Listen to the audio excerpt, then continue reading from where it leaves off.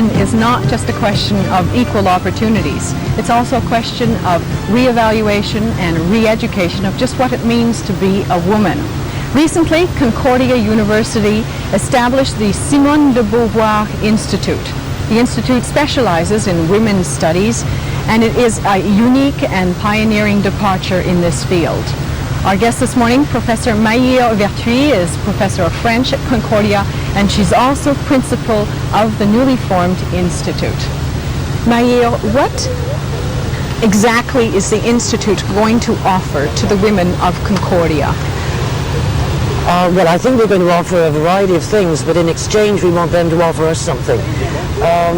We want to offer them, on the one hand, an opportunity to learn about themselves, the history of women, what it means to be a woman, what a woman is, because there's a great deal of research yet to be done biologically speaking on, what we call in French le fait féminin, the female fact. So we want to offer this academic possibility to study women in all her aspects, but we also want to encourage women to learn to take responsibility, to take charge of their own lives, to offer them an alternative structure within the university. We hope that by creating the democratic structures that we have, that we can show that a different lifestyle is possible, that hierarchy is not inescapable, and that one can, to a certain extent, accept the principle of responsibility without power. And I think that is a new departure. I think that's something extremely important. The third thing, if I may just go on for a moment, is that we are very anxious to work with community groups and organizations and establish a bridge between the university and the world outside. Okay, now I have 100 questions to ask you. First of all, as far as the courses are concerned, will women be able to major, that is, take a major study in women's studies? Yes, they certainly may. We have at least 90 credits, which is all you need for a degree, in fact, in the university now.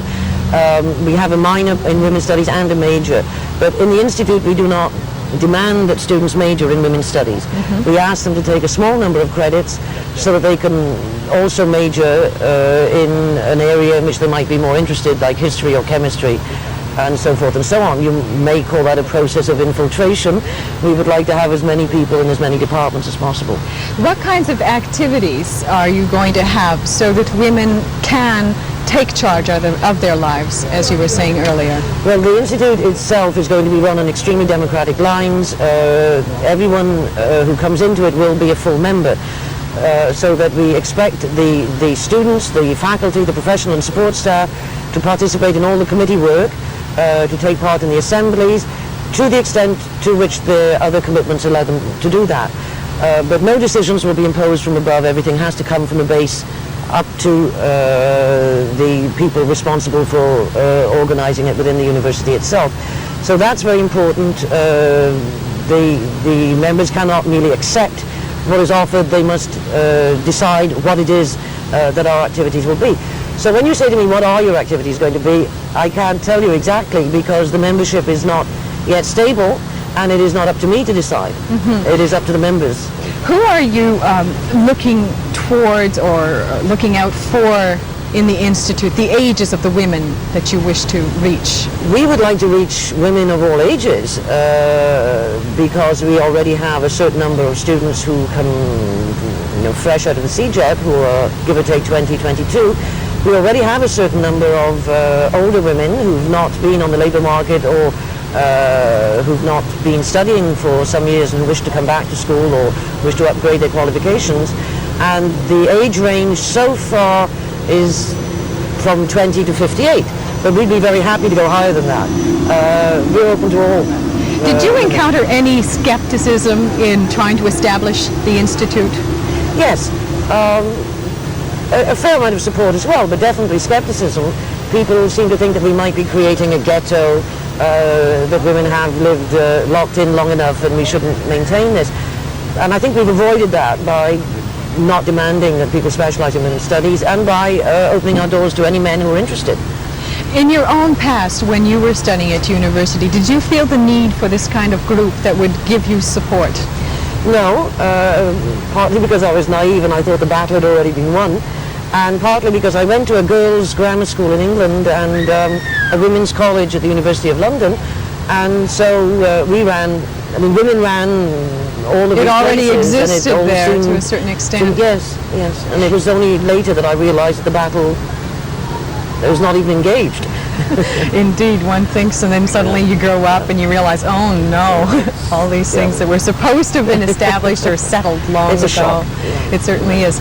Is the Institute going to be housed in a particular building?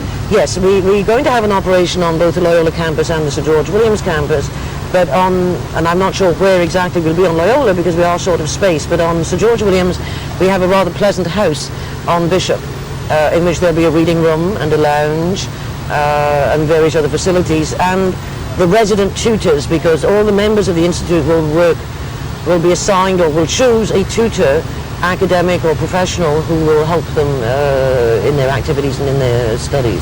Must women go through a particular procedure to join the Institute? Well, they must be registered in the Faculty of Arts and Science, not necessarily for a BA, however. They can come in for a certificate program, which is a new program in which allows women or men to take something that is only 30 credits and is therefore less daunting perhaps for people who are not used to it than the full degree program, and certainly shorter. And then what they do, they can write to me, they can phone me, they can phone the university and ask to join. We've only got a few seconds, but I have one final question. Are you encouraging men to become interested in the women's studies and the Women's Institute? Yes, we think they have a lot to learn. Very good. Maïr Verthuy from Concordia University telling us about the newly formed Simone de Beauvoir Institute specializing in women's studies. We'll be back after this.